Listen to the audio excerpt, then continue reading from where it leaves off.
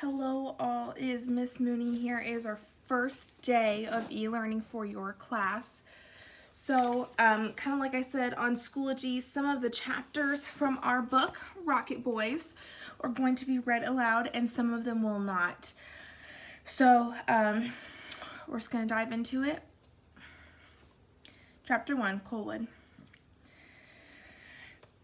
Until I began to build and launch rockets, I didn't know my hometown was at war with itself, over its children, and that my parents were locked in a kind of bloodless combat over how my brother and I would live our lives. I didn't know that if a girl broke your heart, another girl, virtuous at least in spirit, could mend it on the same night. And I didn't know that the enthalpy decrease in a converging passage would be transformed into jet kinetic energy if a divergent passage was added. The other boys discovered their own truths when we built our rockets, but those were mine. Coalwood, West Virginia, where I grew up, was built for the purpose of extracting the millions of tons of rich bituminous coal that lay beneath it.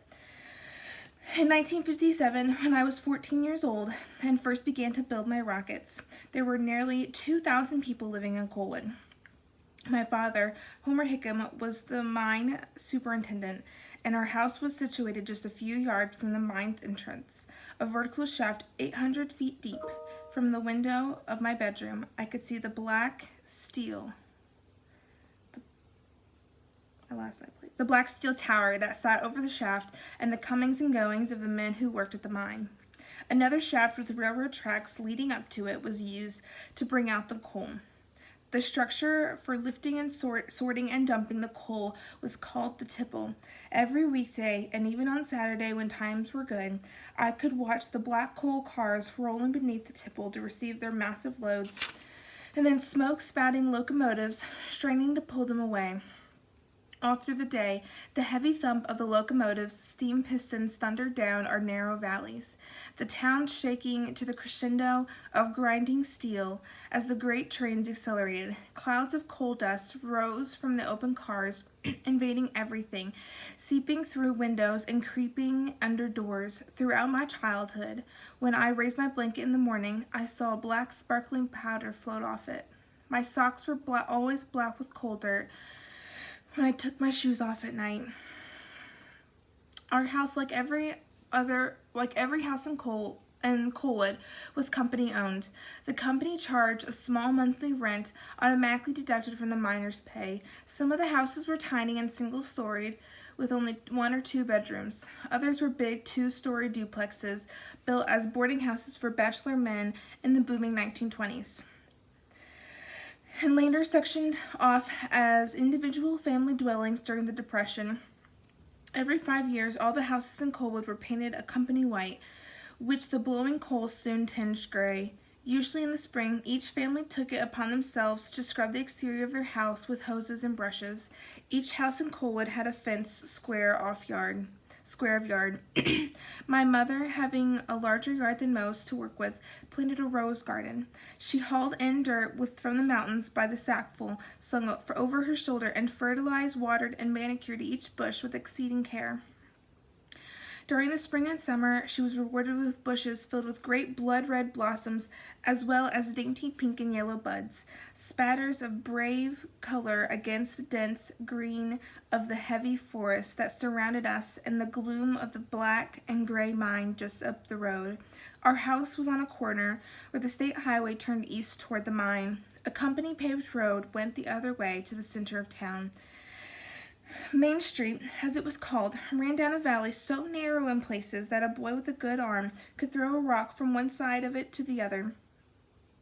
Every day for the 3 years before I went to high school, I got on my bicycle in the morning with a big white canvas bag strapped over my shoulder and delivered the Bluefield Daily Telegraph down this alley, pedaling past the Coalwood School and the rows of houses that were set along a little creek and up on the sides of the facing mountains.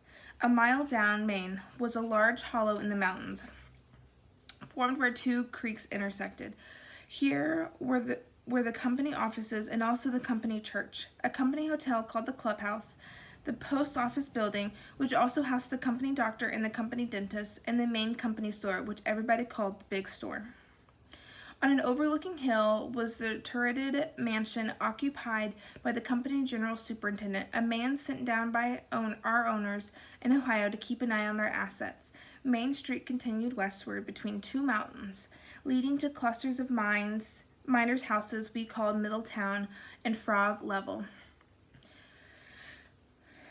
Two forks led up mountain hollows to the colored camps of Mud Hole and Snake Root.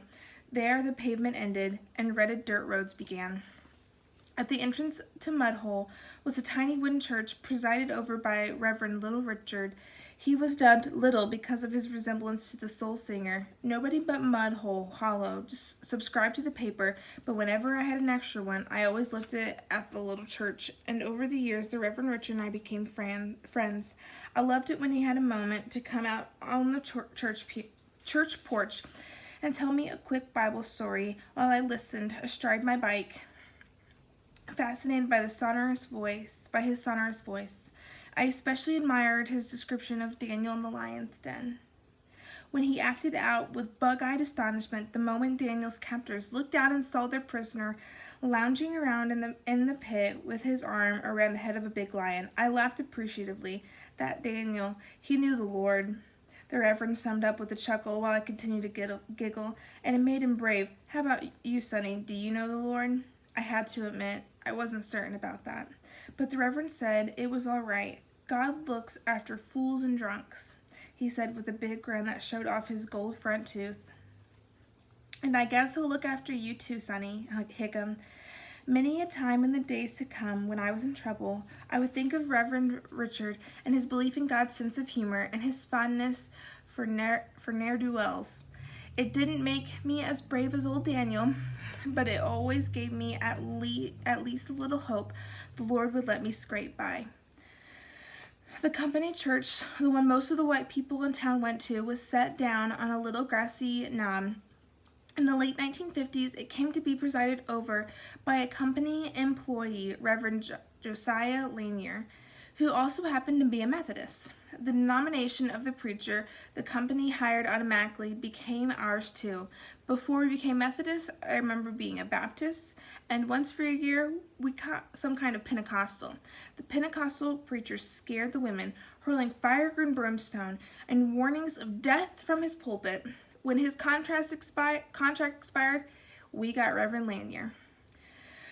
I was proud to live in Colwood. According to the West Virginia history books, no one had ever lived in the valleys and hills of McDowell County before we came to dig out the coal.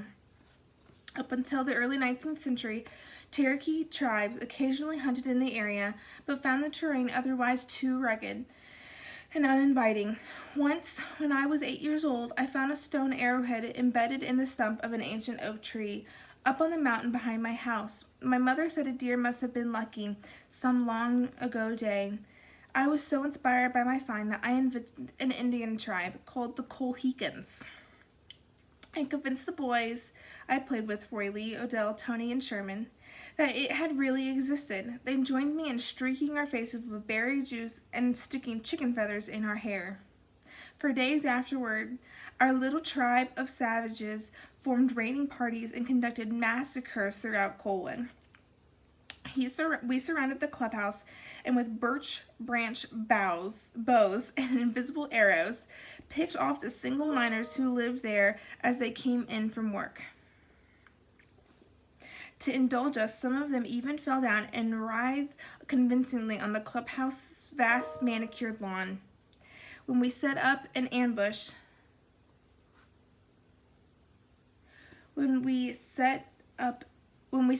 at the Tipple Gate, the miners going on shift got into the spirit of things, whooping and returning our imaginary fire. My father observed this from his office by the Tipple and came out to restore order.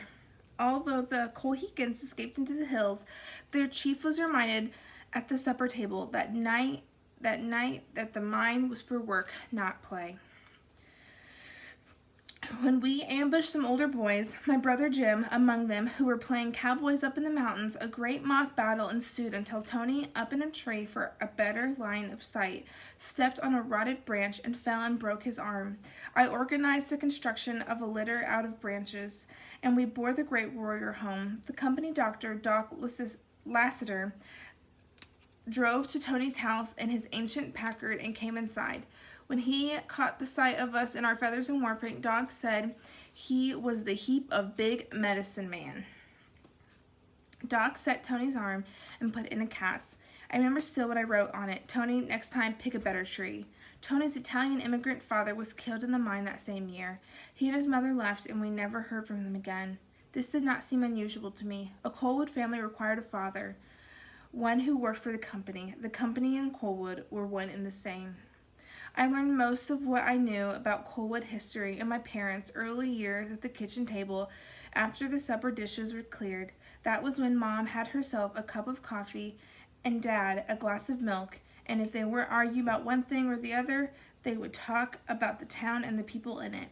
What was going on at the mine, what had been said at the last women's club meeting, and sometimes little stories about how things used to be. Brother Jim usually got bored and asked to be excused, but I always stayed fascinated by their tales. Mr. George L. Carter, the founder of Coalwood, came in on the back of a mule in 1887, finding nothing but wilderness, and after he dug a little, one of the richest seams of bituminous coal in the world.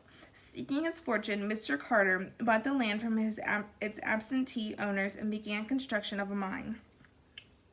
He also built houses, school buildings, churches, a company store, a bakery, and an ice house.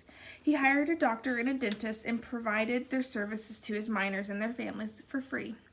As the years passed and his coal company prospered, Mr. Carter had concrete sidewalks poured, the streets paved, and the town fenced to keep cows from roaming the streets. Mr. Carter wanted his miners to have a decent place to live, but in return, he asked for a decent day's work. Coalwood was, after all, a place for work above all else.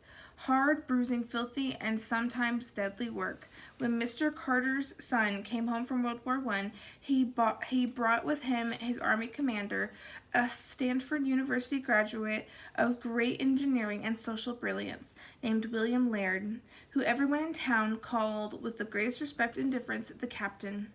The captain, a big, expansive man who stood nearly 6.5 feet tall, saw Coalwood as a laboratory for his ideas, a place where the company could bring peace, prosperity, and tranquility to its citizens. From the moment Mr. Carter hired him and placed him in charge of operations, the captain began to implement the latest in mining technology. Shafts were sunk for ventilation, and as soon as it was practical, the mules used to haul out the coal from the mine were replaced by electric motors. Later, the captain stopped all the hand digging and brought in giant machines, called continuous miners, to tear the coal from its seams. The captain expanded Mr. Carter's building program, providing every Coalwood miner a house with indoor plumbing, a warm morning stove in the living room, and a coal box the company kept full. For the town's water supply, he tapped into a pristine ancient lake that lay 1,000 feet below. He built parks on both ends of the town and funded the Boy Scouts, Girl Scouts, Brownies, Cub Scouts, and the Women's Club. He stocked the Coalwood School Library and built a school playground and a football field. Because the mountains interfered with reception, in 1954, he erected an antenna on a high ridge and provided one of the first cable television systems in the United States as free service. Although it wasn't perfect and there was always tension between the miners and the company, mostly about pay, Coalwood was, for a time, spared much of the violence, poverty, and pain of the other towns in southern West Virginia. I remember sitting on the stairs in the dark listening to my father's father, my Poppy, talk to Dad in our living room about Bloody Mingo, a county just up the road from us. Poppy had worked there for a time until a war broke out between Union miners and company detectives. Dozens of people were killed and thousands were wounded in pitched battles with machine guns, pistols, and rifles. To get away from the violence, Poppy moved his family first to Harlan County, Kentucky, and then, when battles erupted there, to McDowell County, where he went to work in the Gary mine. It was an improvement, but Gary was still a place of strikes and lockouts and the occasional bloody head. In 1934, when he was 22 years old, my father applied for work as a common miner with Mr. Carter's company. He came because he had heard that a man could make a good life for himself in Coalwood. Almost immediately, the captain saw something in the skinny, hungry lad from Gary, some spark of raw intelligence perhaps, and took him as a protege. After a couple of years, the captain raised Dad to section foreman, taught him how to lead men and operate and ventilate a mine, and instilled in him a vision of the town. After Dad became a foreman, he convinced his father to quit the Gary mine and move to Coalwood, where there was no union and a man could work. He also wrote Elsie Lavender, a Gary High School classmate who had moved on her own to Florida, to come back to West Virginia and marry him. She refused. Whenever the story was told, Mom took over at this point and said the letter she next received was from the captain, who told her how much Dad loved her and needed her, and would she please stop being so stubborn down there in the palm trees and come to Coalwood and marry the boy. She agreed to come to Coalwood to visit, and one night at the movies in Welch, when Dad asked her to marry him again, she said if he had a brown mule chewing tobacco wrapper in his pocket, she'd do it. He had one, and she said yes. It was a decision that I believe she often regretted, but still would not have changed. Poppy worked in the Coalwood mine until 1943, when a runaway mine car cut off both of his legs at the hip. He spent the rest of his life in a chair. My mother said that after the accident, Poppy was in continuous pain. To take his mind off it, he read nearly every book in the county library in Welch. Mom said when she and Dad visited him, Poppy would be hurting so much he could hardly talk, and Dad would agonize over it for days afterward. Finally, a doctor prescribed paregoric, and as long as he had a continuous supply, Poppy found some peace. Dad saw that Poppy had all the paregoric he wanted. Mom said after the paregoric, Poppy never read another book. Because he was so dedicated to the captain and the company, I saw little of my father while I was growing up. He was always at the mine or sleeping prior to going to the mine, or resting after getting back. In 1950, when he was 38 years old, he developed cancer of the colon. At the time, he was working double shifts, leading a section deep inside the mine, charged with cutting through a massive rock header behind the dense sandstone of the header. The captain believed was a vast undiscovered coal seam. Nothing was more important to my father than to get through the header and prove the captain right. After months of ignoring the bloody symptoms of his cancer, Dad finally passed out in the mine. His men had to carry him out, and it was the captain, not my mother, who rode with him in the ambulance to the hospital in Welch. There, the doctors gave him little chance for survival. While Mom waited in the Stevens Clinic waiting room, the captain was allowed to watch the operation. After a long piece of his intestine was removed, Dad confounded everybody by going back to work in a month. Another month later, drenched in rock dust and sweat, his section punched through the header into the softest, blackest, purest coal anyone had ever seen. There was no celebration. Dad came home, showered, and scrubbed himself clean, and went to bed for 2 days. When he got up, went back to work again. There were at least a few times the family was all together. When I was little, Saturday nights were reserved for us to journey over to the county seat of Welch, 7 miles and a mountain away from Coalwood, which was a bustling little commercial town set down by the Tug Fork River, its tilted streets filled with throngs of miners and their families come to shop. Women went from store to store with children in their arms or hanging from their hands, while their men, often still in mine coveralls and helmets, lagged behind to talk about mining and high school football with their fellows.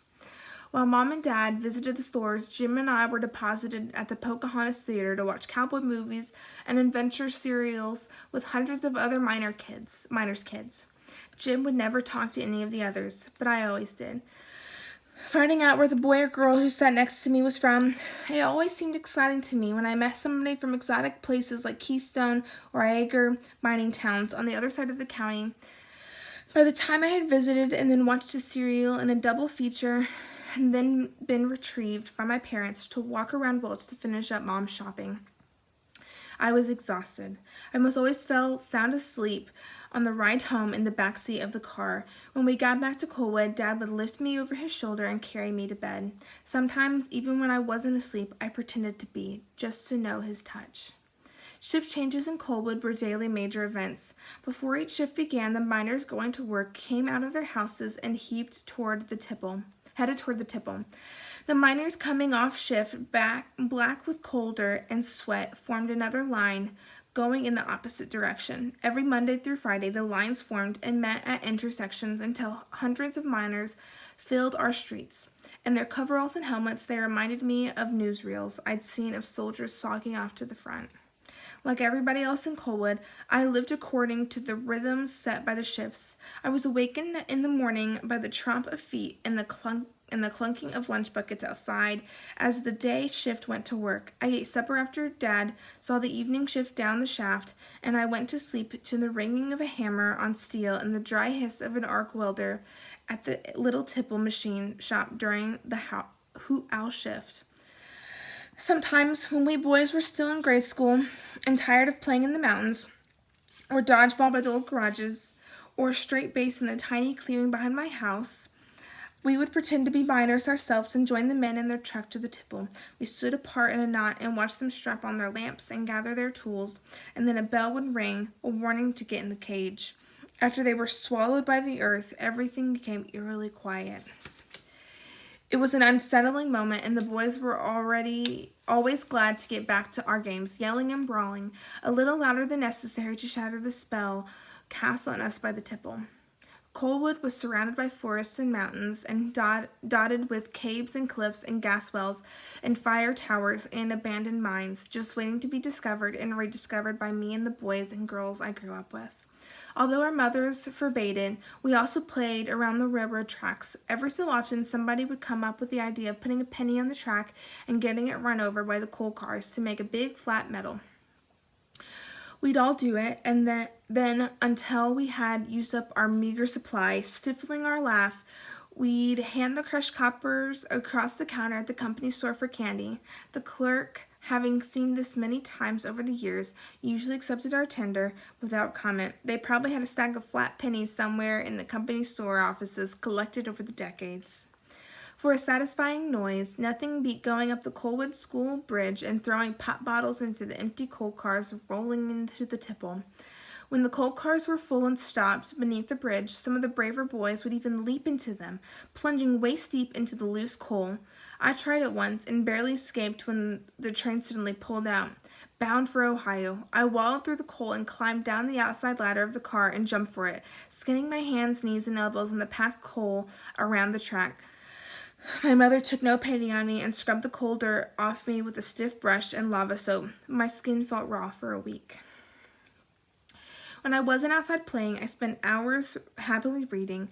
I loved to read, probably the result of the unique education I received from the Colwood school teachers known as the Great Six, a corruption of the phrase grades 1 through 6. For years, these same 6 teachers had seen their classrooms generations of Colwood students. Although Mr. Likens, the Colwood school principal, controlled the junior high school with a firm hand, the Great Six held sway in the grades below. It seemed to be very important to these teachers that I read. By the 2nd grade, I was intimately familiar with capable of discussing in some detail Tom Sawyer and Uncle Tom's Cabin, Huckleberry Finn. They saved for me until 3rd grade, tantalizingly holding it back as if it contained the very secrets of life. When I was finally allowed to read it, I very well knew there was no simple tale of rafting down the river, but the everlasting story of America itself with all our glory and shame. Bookcases filled with complete sets of Tom Shift, the Bobbsey twins, the Hardy Boys, and Nancy Drew were in the grade school hallway and available to any student for the asking. I devoured them, savoring the adventures they brought me. When I was in the 4th grade, I started going upstairs to the junior high school library to check out the Black Stallion series. There, I also discovered Jules Verne. I fell in love with his books, filled as they were with not only great adventures but scientists and engineers who considered the acquisition of knowledge to be the greatest pursuit of mankind. When I finished all the Verne books in the library, I became the first in line for any book that arrived written by modern science fiction writers such as Heinlein, Asimov, Van Gogh, Clarke, and Bradbury.